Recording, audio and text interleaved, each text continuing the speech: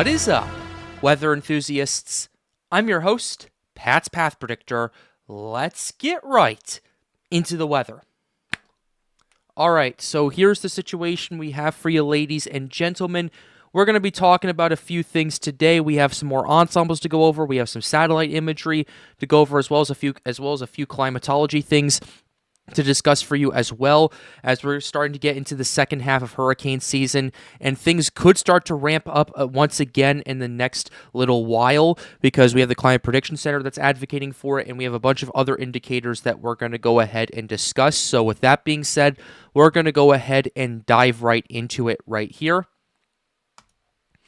So starting off, this is your Climate Prediction Center right here. We're going to go ahead and go to the Atlantic for your probabilities at this current point. So this is what we have for week 2 and week 3. They're going to be updating this in a couple of days, so we'll get some new maps to show you as well. But for this coming week, starting September 10th and going to September 16th, you do have a couple of greater than 20% probabilities for tropical cyclone formation going on right here in the Atlantic. The first one is in the main development region. That's not particularly too surprising. Sometimes, from what I've been told, they tend to put those areas there just for the sake that it's hurricane season and all of that, so that's not really that surprising. But the other area they're putting out as a potential area of interest and potential area of development, and this is the one I'm the most concerned about actually, is pretty much the majority of the Gulf region, as well as parts of the Caribbean and the much of the Greater Antilles and in southern Florida as well, as they're now advocating for a greater than 20% probability in those regions as well, starting for this coming week as well. We're going to want to monitor that as well. I believe that threat is from the Central American gyre, if I'm not mistaken. I've been looking at some of the ensembles. The GFS definitely loves that scenario happening over there, although it still is quite disorganized and the timing of it is not particularly the best. So that's something you're going to want to keep in mind as well. But going down to mid-September, ladies and gentlemen, going to the 17th to the 23rd, this is a pretty big escalation according to the Climate Prediction Center. We are looking at a greater than 40% probability of development happening in the main development region. The last time that happened was when Hurricane Aaron occurred. Right there this year. So we're going to want to watch out for that as well. And if you are seeing this from the Climate Prediction Center, you're going to want to pay very close attention, especially because A, of its proximity to the Lesser Antilles, and B, considering the fact that it's already putting up a pretty high chance this far out. So we're going to want to watch that very closely. It's very rare you're going to see a greater than 60% probability, but if we do see a few more indicators going that route, that would be very interesting to see, and ultimately a big escalation of things going into the hurricane season. And what this is also telling me as well is maybe hurricane season isn't going to peak now, but it's going to peak later in September and going into early October, similar to what 2024 did last year. So that's something to consider as well, a later peak in the hurricane season compared to what we saw in the climatological mean. We've seen these peaks kind of starting to happen a little bit later and later and later. We saw that happen in 2022, where we had our peak later in the season going into late September, early October with Fiona, with Ian, with Julia, and all of those systems. And then 2024 with Helene, with Milton, Oscar, Raphael, and all of those areas too. So that's something to pay attention to as well. Another area to watch too is once again the Gulf region and in parts of the Greater Antilles. I believe this is once again off the Central American gyre, that threat as well. It's also being posed in the Eastern Pacific as well. So that's definitely a potential threat that we are going to be watching for as well. So those are some factors that we're going to want to pay attention to here on the channel, and we'll keep you updated on all of those threats, especially if you're tuning in from the Antilles in Florida, because the Climate Prediction Center's outlook on this. We're going to want to watch out for this as well. And I will tell you this, if you are looking at this lull, you should still be preparing for hurricane season, ladies and gentlemen. We still have 3 months left to go of the season, and we are looking at potentially another backloaded hurricane season, especially going into later this month. So you're going to want to be prepared for it. We'll keep you updated on all of that, but you're going to want to take that time to prepare. Don't kick back. If you want to relax a little bit, you can take a little bit of a breather, get some water, get some stuff, go out for a run, and then after that, you start preparing a bit more. If your preparations should have been done earlier this season, but still, you have given a little bit more grace and a little bit more time to prepare, and we'll keep you updated on all of these threats moving forward.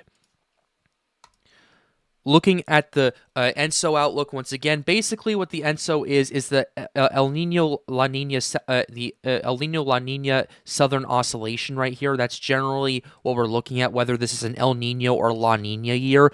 This is climatologically important because that can indicate, okay, what kind of season are we seeing with this? I would argue that with this forecast, maybe looking at it is a little bit too late given where we are in the hurricane season, but I still think it's important to look at because we are expected to go into more of a negative neutral phase now than we have previously right here, and that's going to be, at least climatologically speaking, more favorable for hurricane season in the Atlantic. But then as we get towards November, in October, you're looking at potentially a La Nina starting to pop up here and there. That's not really going to affect the hurricane season right there, but that is going to affect some winter weather probabilities in the United States. Teaser for what we're doing in a couple of weeks. But ultimately, that's kind of your situation that we have with the ENSO. We're looking at a more negative neutral phase for the rest of the season, and that's just your quick update, and that, to me, is going, okay, we're looking at this right here. We're not out of the woods just yet. We're looking at potentially an even more favorable environment going into the rest of September and October as well. So you're going to want to keep a very close eye on that as well. But with that being said, we've done the climatological stuff. We've kind of gone over all of that. Let's go ahead and go over some models and go and kind of look at the conditions that we are currently seeing as well. So starting off with this right here, this is the GFS ensembles that we have pulled up for you right here. This is the 0Z run that we have once again, kind of flaring up some more of that gyre stuff over here in the Gulf region as well as more of some potential development happening in parts of the main development region. So let's go ahead and go back to about 5 days and just show you kind of how this originates. So you're really not seeing that much in the next 5 days across much of these regions, but then as you get more so into the long term, you do start seeing a lot of these areas starting to pop up a bit more, especially on the gyre. You do start seeing a tropical wave coming off the coast of Africa in the next couple of days that could favor some tropical development down the road. We're going to want to watch that. I know the Climate Prediction Center is definitely kind of highlighting that as more of an area of interest that we've seen. So that's going to be something to watch, especially if the ensembles pick up more on it and we start seeing the operational runs starting to catch up too. So that's what we have 6 days out. Going ahead and going to 7 days out right here, we'll go 162 hours just to show you this. You're starting to see more consolidation in parts of the main development region and more ensembles ticking up in parts of the Central American gyre. So that's kind of your deal we're looking at going to 8 days out, really starting to turn up with the gyre. However, we are noticing some stuff happening in the Eastern Pacific right here. So we're going to want to watch this. If we see this amount of ensembles right here occurring in the Eastern Pacific, you're going to want to pay attention to that because maybe the outflow could potentially cause some problems in the Atlantic and cause some shear issues that could kind of slow down the development or not really have that much happen there at all. We're going to want to watch out for that. But ultimately, that's just an area to watch. We're not saying development's imminent or anything like that. We're just saying that we have a few areas to watch. And as what we're seeing going on here in the MDR, you do have a lot of ensembles, but the ensembles remain pretty weak across the board right here. There are some ensembles with a little bit of power associated with it, but not nearly as much as what we've seen, like especially with Invest 91L and moving forward. And yeah, those ensembles definitely stay there. And they do kind of remain at least stable and steady in strength right here.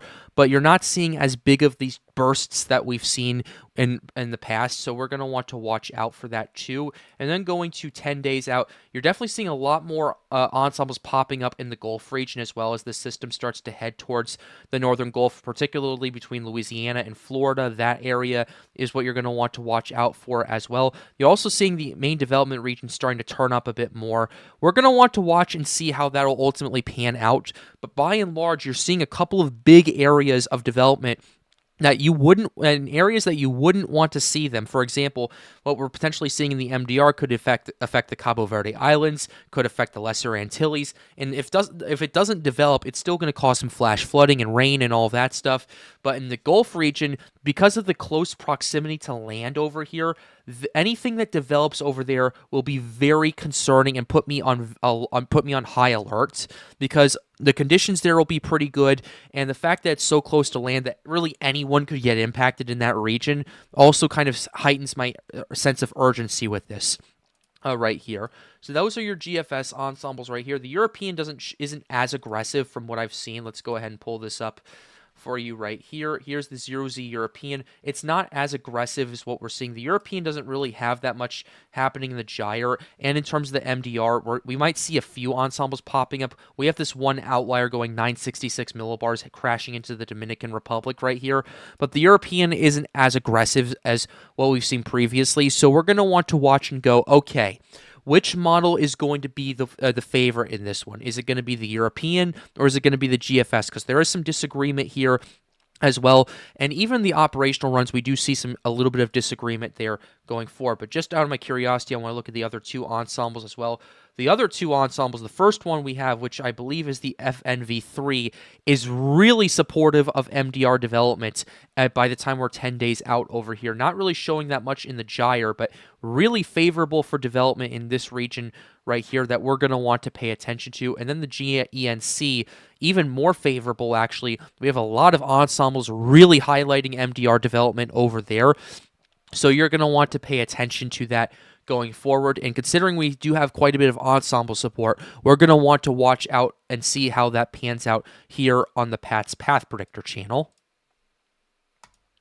But now we're going to go ahead and go to the European run as well. We're going to go ahead and show you that and give you a general idea of what's going on with the operational runs, and then we'll talk conditions. So here's what we have for the European. You have you have not really that much happening for the next few days, and then you have a tropical wave coming off the coast of Africa that's may or may not develop. The European's really not favoring that much development with, but you do start seeing, at least in the later run, this is by the time we see this 12 days out, potentially maybe something a little disorganized, a disorganized low pressure system trying to develop in the Gulf region as well. But by that time, we're like, what is this, 330 hours out? Yeah, it's very unreliable at this current point. Anything past 7 days out is pretty unreliable, as we've seen with Invest 91L.